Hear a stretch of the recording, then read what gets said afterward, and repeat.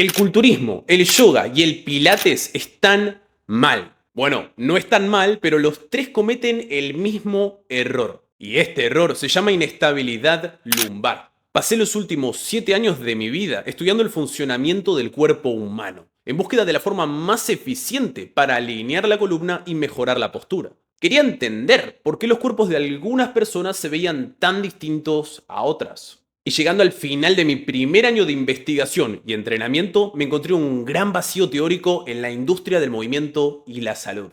Pude observar que si bien la mayoría de los especialistas tienen un abundante conocimiento de la anatomía del cuerpo humano, existe una carencia profunda en la comprensión del funcionamiento. Y esta falta de entendimiento es especialmente evidente en el complejo lumbopélvico. A pesar de ser áreas estudiadas, la zona lumbar y las caderas siguen siendo de las regiones más incomprendidas y peor abordadas por el entrenamiento convencional. Y como ustedes sabrán, encontrar un vacío teórico es el santo grial para un estudiante de tesis o un investigador, porque es lo que justifica nuestro trabajo, es lo que nos mantiene despiertos por las noches. Si ya se supiera todo sobre un tema, no tendría sentido investigarlo más. Pero cuanto más estudio, cuanto más observo, más me doy cuenta que hay un sinfín de cosas por descubrir. Así que acompáñame en este video a descifrar por qué la zona lumbar es la región más incomprendida del cuerpo humano.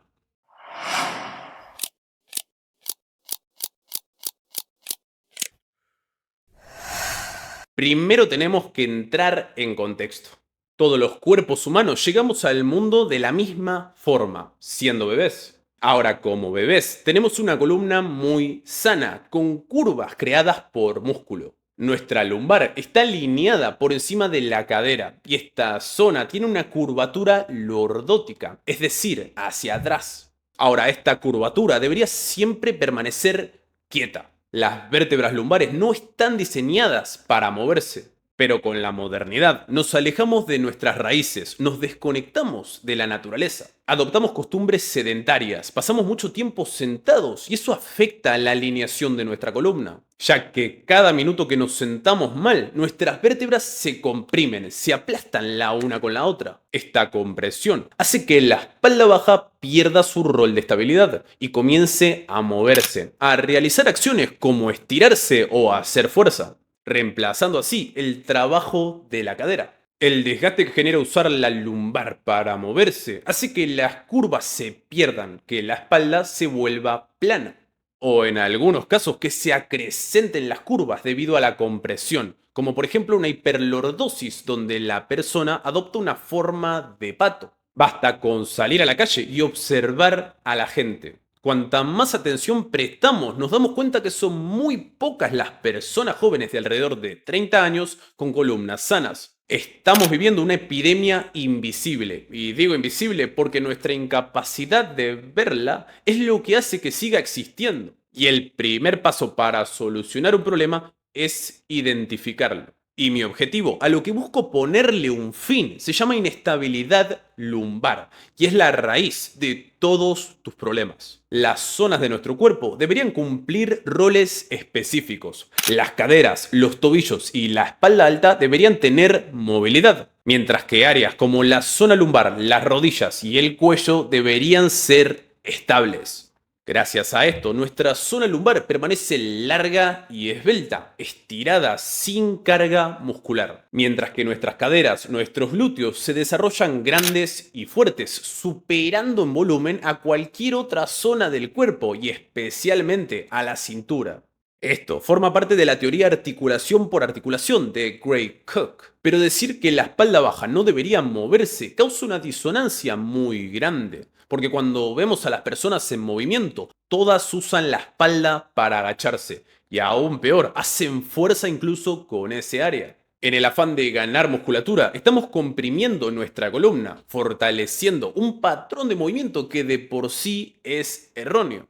Y cuando digo que la zona lumbar es estable, me estoy quedando corto. No debería moverse en absoluto. Si se doblase o se estirase en lo más mínimo, entonces esto seguiría implicando un desgaste en las vértebras lumbares. Y la gran pregunta, la gran incógnita, ¿es posible que todos estemos haciendo las cosas mal? Inicialmente, esta idea que planteo podría resultar contraintuitiva, y es que históricamente nadie nunca se puso a pensarlo. Viajemos en el tiempo, vayamos a los años 1970, con la aparición del emblemático Arnold Schwarzenegger, el 7 veces campeón de Mr. Olympia. Una verdadera bestia, músculos en zonas que no se sabía que se podían tener músculos. Su entrenamiento constaba de un volumen terrorífico. Entrenaba 6 veces por semana, haciendo hasta 2 sesiones por día. Pecho y espalda, bíceps y tríceps y por último, piernas. Es innegable la grandeza de Arnold, su trabajo duro y disciplina lo llevaron a ser de los culturistas más icónicos de la historia. Pero al analizar en detalle sus entrenamientos, vemos como cada movimiento que Arnold hacía originaba en su zona lumbar. Su espalda baja se movía para todo, desde sentadillas hasta ejercicios de tracción como el remo, e incluso durante su trabajo abdominal. Y es que el coach de Arnold, Vince Gironda, tuvo una visión de un físico totalmente privado de desarrollo gluteal. Es por esto que Arnold no entrenaba sus caderas, al contrario, buscaba evitar la hipertrofia en los glúteos. Quería que cada parte del cuerpo superase en tamaño a la pelvis. La imaginación de Gironda marcó la visión estética de la época dorada del culturismo. Pero sorprendentemente, esto no tiene ningún sentido desde un punto de vista biomecánico ni físico, ya que toda la fuerza que estaba realizando dañaba gravemente su columna. Pero su carrera se desarrolló en una era con poco pensamiento analítico, donde el dolor se interpretaba como parte del proceso. Y esta misma negligencia de los roles biomecánicos de la columna podemos verla incluso en años más tempranos. Viajemos a 1920, donde un joven alemán desarrolló un método de entrenamiento bastante novedoso para la época. Usaba camas y resortes en las que trabajaba la respiración, el control y la precisión. ¿Esto te suena de algo? Su nombre era Joseph Hubertus Pilates, ¿sí? El creador del famoso método Pilates. Y cuando analizamos su trabajo en detalle, vemos que la zona lumbar era totalmente móvil. Sus glúteos eran diminutos en comparación al tamaño de su espalda baja y de su abdomen, indicando una sobrecarga lumbar y una falta de conexión y control de las caderas. El método que estaba destinado a ser el entrenamiento más completo, analizado con los ojos del futuro, es carente de comprensión, es carente de observación. Las rodillas se hiperextienden, la zona lumbar no tiene estabilidad, se dobla en cada movimiento, las vértebras lumbares se desplazan constantemente. Esto hacía que la fuerza que Joseph Pilates realizara durante sus entrenamientos provenga de la zona lumbar, generando una hipertrofia, un desarrollo en los músculos de la espalda baja, especialmente en los erectores espinales. Músculos que están diseñados, tal y como su nombre lo dice, para erectar, para mantener recta la columna, no para doblarse o producir fuerza. Esto comprimió su espalda y con el paso del tiempo agrandó muchísimo su abdomen en relación a sus caderas. Y estos dos íconos del entrenamiento, Arnold y Joseph Pilates, no fueron los únicos en trabajar bajo estos conceptos. El yoga es una práctica milenaria con registros que alcanzan los 5000 años de antigüedad. Belur Iyengar, nacido en 1920 en la India, fue un discípulo del gran maestro yogi Krishnamacharya, gracias al cual desarrolló una pasión por la práctica. Y con mucho trabajo y dedicación, fue el creador del método de yoga Iyengar, un método que prioriza la alineación, el detalle y la corrección minuciosa de cada movimiento. Para él, todo tenía que tener un sentido exacto. Era un obsesivo con su trabajo y enseñó por más de 70 años. Refinó el método hasta una edad muy avanzada y practicó intensamente, incluso con dolores y lesiones. Dolores que son muy fáciles de comprender cuando observamos su trabajo con nuestra visión moderna de ama sobre la biomecánica de la columna. Su lumbar era totalmente inestable y esto le causó una sobrecarga en la espalda, muy visible cuando vemos su abdomen distendido y sus glúteos que eran muy pequeños. Incluso al extender su torso podemos observar unas costillas frontales levantadas y totalmente desconectadas de la pelvis. indicando un corte entre la caja torácica y la cadera, ya que cada vez que realizaba movimiento lo hacía desde su zona lumbar. Tres seres icónicos nacidos en distintos continentes, llegando a la misma conclusión errónea. La zona lumbar debe ser móvil y fuerte, una negligencia de las funciones de la cadera que moldearía la visión moderna de lo que hoy significa tener una columna saludable. A día de hoy, los especialistas siguen sin definir cuál es la versión correcta de los hechos, cuál es la teoría absoluta y cómo ésta se ve aplicada a la práctica. Porque es muy fácil hablar de teoría, pero nadie entiende cómo aplicarla de verdad. Falta pensamiento crítico, falta observación. No puede haber distintas técnicas para los ejercicios y que todas estén bien según la persona. Necesitamos llegar a un consenso. Tiene que haber una respuesta absoluta. Por eso quiero que vos, que estás viendo este video, aprendas a analizar conmigo. Tenemos dolor lumbar y nos dicen que estiremos la espalda baja cuando en primer lugar el exceso de movilidad es la raíz del problema. Normalizamos cosas como la sentadilla profunda que desplaza las vértebras y daña la espalda. Demonizamos el peso muerto porque no comprendemos el rol de la cadera. Pensamos que toda ganancia muscular es positiva cuando en verdad no lo es. Ya es hora de que abramos los ojos y nos demos cuenta que la movilidad lumbar no solo va en contra de la teoría articulación por articulación, sino que va en contra de las leyes físicas.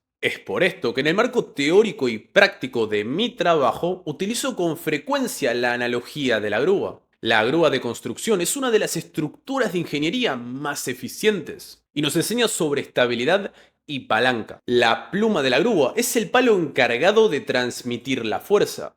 Este área representa la zona lumbar de la columna y no está diseñada para soportar la carga principal. Por otro lado, el gran bloque pesado que se encuentra en la parte de atrás de la grúa se llama contrapeso y es la representación de nuestras caderas. El trabajo del contrapeso es anclar y equilibrar la carga que va a aportar la pluma. Si el contrapeso funciona correctamente y supera en peso a la carga, este área va a actuar como palanca, es decir, se va a encargar de producir la fuerza. Gracias a esto, la pluma va a mantenerse liviana, cumpliendo un rol de estabilidad.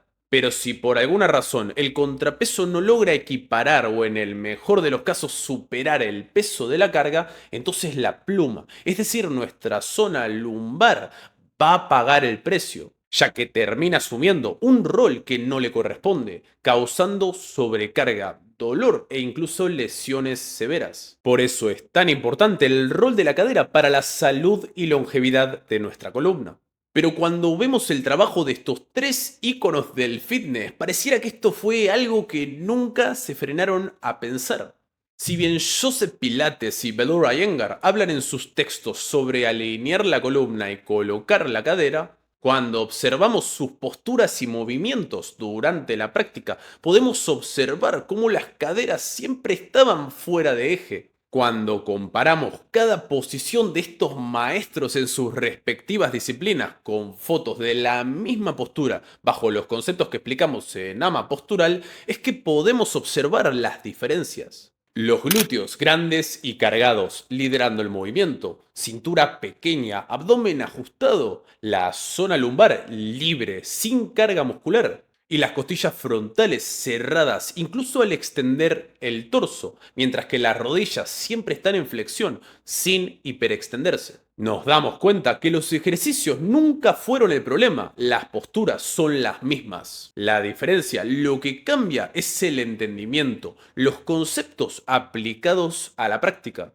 Y sus conceptos iban en contra de las leyes físicas, en contra de la analogía de la grúa. Cuando en el yoga Iyengar hacen posiciones como el Matsyasana, entran en una hiperlordosis lumbar, un exceso de la curva que causa compresión por falta del entendimiento de la función de la cadera. Esto lo sabemos al ver las costillas frontales totalmente desplazadas. Este mismo tipo de extensión debería suceder desde las caderas, mientras que las costillas en el frente deberían estar escondidas, sin sobresalir. Otra postura, como el Svanasana, donde se intenta lograr una apertura de tórax y una extensión de la espalda alta, en realidad está pinzando y comprimiendo la zona lumbar. Cuando la cadera trabaja correctamente en esta posición, se debería ver mucho más larga y descomprimida. Lo que Joseph Pilates interpretaba como una sentadilla y una buena alineación de la columna, en realidad estaba totalmente descompensado. Cuando analizamos las costillas frontales vemos cómo hay una desconexión entre su caja torácica y su cadera, mientras que en los conceptos que utilizamos en AMA postural vemos lo contrario. Tenemos una alineación profunda, con el frente cerrado y los glúteos grandes y cargados. La diferencia, lo que cambia son los conceptos aplicados a la práctica. Arnold Schwarzenegger vivía con esa sobrecarga lumbar, una dominancia de cuádriceps que desconectaba la cadera, perdiendo control del abdomen bajo y cayendo en una rotación posterior pélvica. Esto fue un factor limitante para su crecimiento. Y es que, contado por él mismo, sufrió cada minuto de entrenamiento con molestias físicas que él creía que eran normales. El problema en realidad es que los conceptos aplicados al entrenamiento iban totalmente en contra de las leyes físicas. Cirugías de hombro y rodilla, reemplazo de cadera, dolores de espalda constantes y un desgaste articular extremo fueron algunas de las complicaciones que Arnold tuvo debido a esto. Dicho por él mismo, con una visión moderna no habría glorificado tanto el dolor como señal de crecimiento. Y una pregunta que siempre me hago es: ¿qué pasaría si una persona con la ambición de Arnold de lograr el cuerpo más armonioso hubiese entendido cómo aplicar estos conceptos, cómo usar las leyes físicas a su favor para ir más allá? El desarrollo avanzado de las caderas le hubiese permitido lograr aún más. Y es que en todos estos años tuve la suerte de poder explorar distintos campos con el fin de traerlos al desarrollo del cuerpo humano. Y gracias a eso encontré relaciones muy interesantes. La analogía de la grúa se apoya en principios físicos fundamentales, como el equilibrio de momentos y la ley de la palanca. Estos principios físicos explican con claridad por qué la cadera debe ser el principal generador de fuerza mientras que la lumbar se queda quieta. El equilibrio de momentos establece que para que un sistema esté en equilibrio de rotación, la suma algebraica de los momentos respecto a cualquier punto debe ser nula. En términos básicos, si al realizar una posición todos los puntos están bien balanceados, es una distribución perfecta de las cargas, por lo que cada parte del cuerpo funciona de forma más eficiente, por lo que la estructura instantáneamente se vuelve mucho más fuerte. Ahora sabemos que el coach de Arnold creía que ignorando las caderas iba a alcanzar la perfección, cuando en verdad esto impedía una distribución prolija y un desbalance en los roles y en el peso que la estructura toleraba. Ahora, la ley de la palanca, enunciada por el ingeniero griego Arquímedes, nos permite entender que si queremos producir más fuerza o aumentar el peso de la carga de la grúa, entonces nuestro contrapeso, es decir, las caderas, deben siempre superar en peso y fuerza a la carga. Eso es lo que nos permite liberar la carga de la pluma para que la pluma sea más fuerte, para que pueda crecer más. Y recordemos que la pluma es nuestra zona lumbar y la carga en este caso representaría nuestro pecho, espalda alta y extremidades del tren superior. Y podemos entonces sacar algunas conclusiones interesantes. Si Arnold hubiese querido crecer aún más la zona del tren superior, debería haberse preocupado por el contrapeso, ya que si no, por más músculo que agregues en la parte de la carga, en algún momento la pluma va a fallar y las leyes físicas tarde o temprano ponen todo en su lugar. Y esto también lo vemos en otros dos principios llamados transmisión de carga y conservación de energía. Si los músculos del torso no están sujetados por la cadera, entonces deben ser ellos los que hacen el trabajo estabilizador para que la gravedad no los aplaste. Y esto impide que tengan el rol de transmisión de fuerza. Esto es una falla, un error en contra de las leyes y limita la capacidad de crecimiento, desequilibrando la distribución de la energía y de la fuerza y generando una pérdida de balance.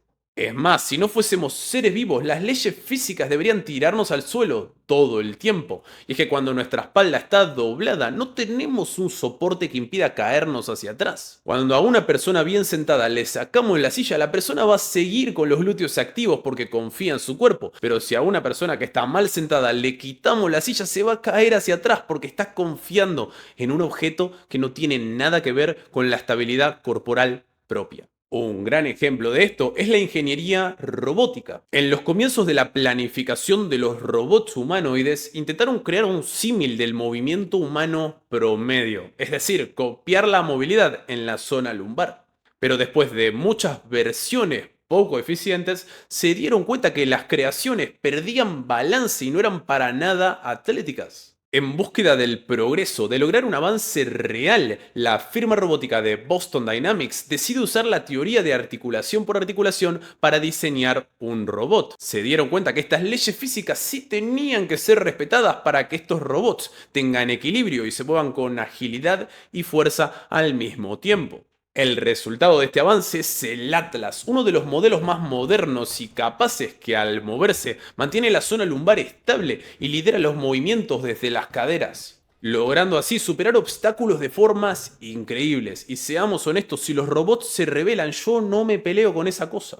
Además, sus rodillas siempre se encuentran semiflexionadas, muy distintas de las rodillas humanas, que muchas veces por falta de buenas conexiones musculares terminan en una hiperextensión que desgasta la articulación. Y ese es tan solo otro ejemplo que también podemos ver presente en los animales, quienes en rara ocasión hiperextienden sus extremidades. Siempre se encuentran semiflexionadas. Y es que instintivamente saben que no es lo más eficiente sobreestirarlas, ya que esto generaría una desconexión. Cuanto más se respete esto, más fuerte es el animal. Por eso los gorilas usan la cadera constantemente y la curvatura lumbar está siempre presente. Nunca esconden los glúteos y la pelvis, porque esa es la fuente de poder. Lo que nos hace preguntarnos cómo puede ser que hayan humanos que sí respetan estas leyes físicas y estas curvaturas en la columna, pero otras personas no lo respetan. ¿Esto se enseña o es algo instintivo? ¿Por qué algunos cuerpos desarrollan más ciertas áreas, mientras que otros desarrollan otras áreas? ¿Pueden nuestras decisiones de movimiento influir en el posicionamiento de nuestros huesos? ¿La forma del cuerpo es realmente genética o hay un factor invisible involucrado? ¿Por qué nos sentamos como nos sentamos? ¿Por qué nos movemos como nos movemos? Son preguntas que me hago todo el tiempo. Vivimos en una sociedad ciega, una sociedad que mira, pero hace tiempo dejó de ver, o quizás nunca vio. Estudiamos y aprendemos conocimientos teóricos y prácticos que en verdad no entendemos. Aprender sin cuestionar lo aprendido es caer en un pozo profundo. Los maestros, los grandes ejemplos que marcaron nuestra historia, que diseñaron nuestra visión sobre el fitness y definieron el significado de salud, fueron hombres comunes. Y como vos y como yo, ellos también pueden estar equivocados. Y es el momento indicado para citar a Isaac Newton, que tiene una de las frases más adecuadas para esta situación. Y dice así: Platón es mi amigo, Aristóteles es mi amigo, pero mi mejor amiga es la verdad. Estamos ante una epidemia invisible, y digo invisible porque es nuestra incapacidad de verla lo único que hace que siga existiendo. Pero estoy convencido que siendo la raza más inteligente y reflexiva, vamos a encontrar la respuesta correcta. Vamos a descifrar aquello que nos lleve al progreso, al futuro. Y por mi parte, tengo un compromiso absoluto con la causa. Mi principal objetivo es generar conciencia y no voy a parar hasta abrir los ojos de la última persona. Y lo que vos tenés que pensar es qué vas a hacer con esta información. ¿Vas a cerrar los ojos como si no hubiese pasado nada? ¿O vas a abrirlos bien grandes y observar la forma en la que están organizados los cuerpos de las personas? ¿Usan la cadera o desgastan sus vértebras lumbares con cada movimiento? Y la pregunta real, ¿vas a aceptar que esto quede así? ¿O vas a aprender a hacer las cosas bien para ayudarte a vos y después poder ayudar a otros? En Ama Postural ofrecemos un entrenamiento detallado que puede mejorar el funcionamiento de tu cuerpo, eliminando dolores, previniendo lesiones y mejorando la posición de tus huesos. Esto lo logramos con ejercicios de respiración y expansión que van acompañados de conceptos educativos modernos, para que de verdad entiendas lo que estás haciendo con tu cuerpo. No solo entrenás y te volvés más fuerte, sino que aprendés a diferenciar lo que está bien de lo que está mal. Cientos de miembros de nuestra comunidad ya están trabajando con este método desde sus casas con nuestra aplicación móvil Ama Postural. Nuestro programa está disponible tanto en español como en inglés. y en los últimos meses llegamos a más de 15 países distintos. El cambio ya comenzó. Mejorar tu postura y aprender a cuidar tu cuerpo nunca antes fue tan fácil. Así que si querés conocer más sobre nuestro trabajo, podés seguirnos en nuestras redes. Y si te gustó el video, dale me gusta y déjanos en los comentarios sobre qué te gustaría que hablemos en el próximo. Además, no te olvides de suscribirte y activar la campanita, así no te lo perdés. Espero haber despertado tu curiosidad. Mi nombre es Tadeo Amador y nos vemos en el próximo video.